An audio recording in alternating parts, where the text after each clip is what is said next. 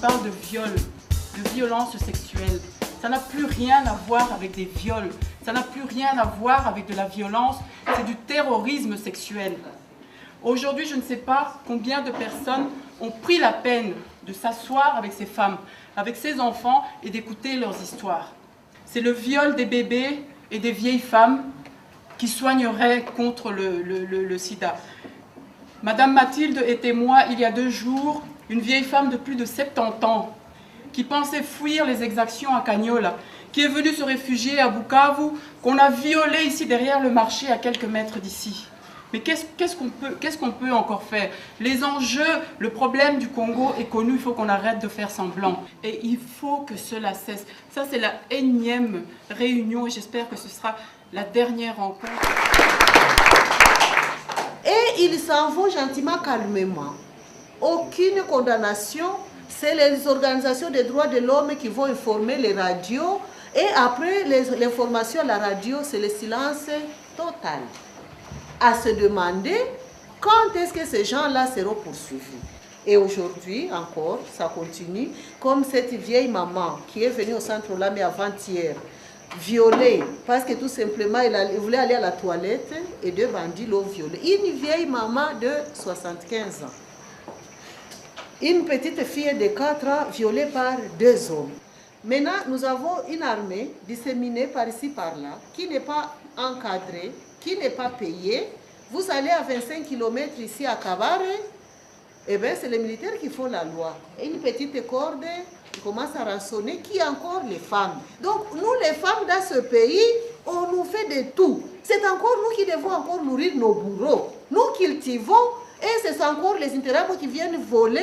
Si ce n'est pas les Interahamwe, quand nous avons eu la chance de récolter quelque chose, c'est encore nos militaires qui sont là pour dire, vous laissez encore ici pour nous. Et quand nous avons vendu encore un peu, nous devons payer la prime, alors que la Constitution nous garantit l'école qui doit être gratuite et obligatoire. Alors finalement, qui sommes-nous? Si nous sommes ici, c'est pour, j'ai envie de dire, essayer de pouvoir plaider avec encore plus de force partout où on peut plaider. Dans un cadre international, c'est ce qu'on a fait au Conseil de sécurité des Nations Unies à plusieurs reprises, également dans les nombreux contacts diplomatiques bilatéraux que l'on peut avoir au sein de la communauté internationale. Plaider aussi auprès des autorités congolaises. À tous les niveaux institutionnels, nous pensons que les autorités congolaises doivent aussi assumer des responsabilités de manière engagée et avoir la volonté d'enrayer ce phénomène-là, de refuser la banalisation, de refuser la fatalité par rapport à cela, d'être aussi lucide quant au fait que cette situation d'insécurité et de guerre, elle ne concerne pas que les Congolais, elle concerne aussi les voisins qui ont une responsabilité, ça a été indiqué, et qui ont un rôle à jouer dans ce processus de pacification. Comment les moyens financiers que nous sommes prêts à mobiliser, que nous avons engagés depuis plusieurs mois déjà, peuvent aller véritablement à être le plus utile possible pour répondre à ces préoccupations fortes.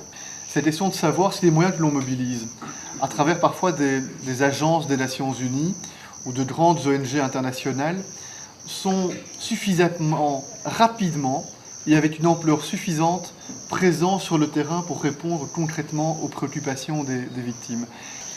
Mais je pense que vu l'urgence et le caractère important de l'aide, pour moi il ne faudrait plus passer par les institutions internationales qui sont budgétivores. Il faudrait, comme je l'ai dit tout à l'heure, identifier des ONG locales qu'on a bien évaluées et je pense que ces ONG peuvent faire le travail ici sur terrain. Parce que comme j'ai dit, depuis quelques années, on entend parler de millions et de millions de dollars, d'euros pour venir en aide à cette population. Et quand vous arrivez sur terrain, on se demande, mais où est parti cet argent? Cet argent se termine dans des conférences, dans des frais de mission, dans des perdièmes, dans des ateliers en tout genre, avec des méthodologies qui nous donnent des vertiges. Je pense qu'on n'a plus le temps pour ça.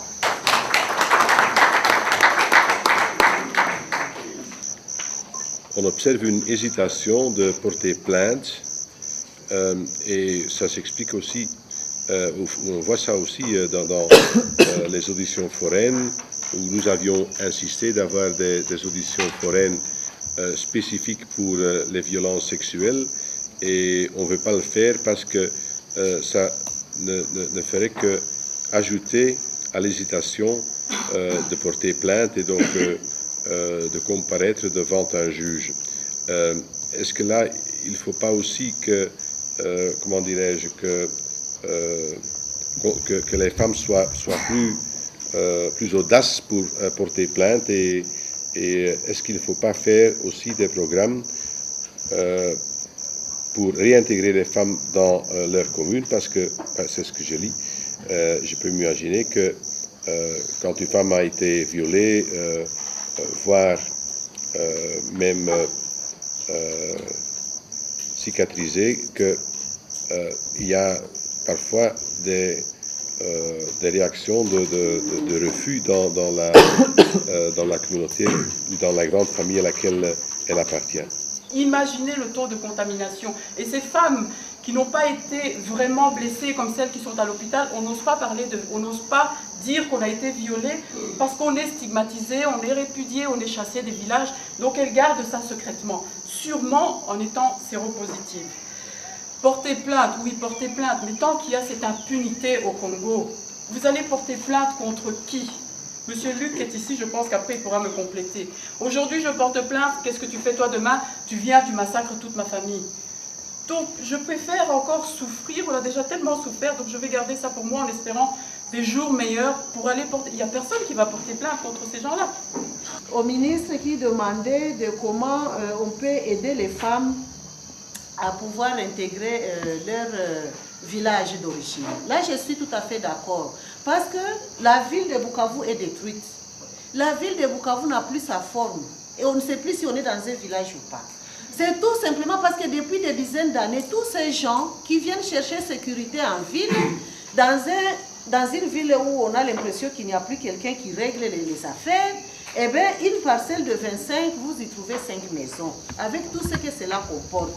Mais la plupart de ces femmes, là où il y a un peu de sécurité, aimeraient bien réintégrer. Et c'est là où nous disons que, au lieu de financer toutes ces organisations qui coûtent si cher en séminaire, en voyage et en quoi, eh bien, aidons ces femmes à pouvoir retrouver un chez eux, quelques tôles, quelques briques, ça suffirait. Et avec le matériel qu'il faut et les semences, elles peuvent encore refaire leur vie. 10 ans de guerre, c'est trop.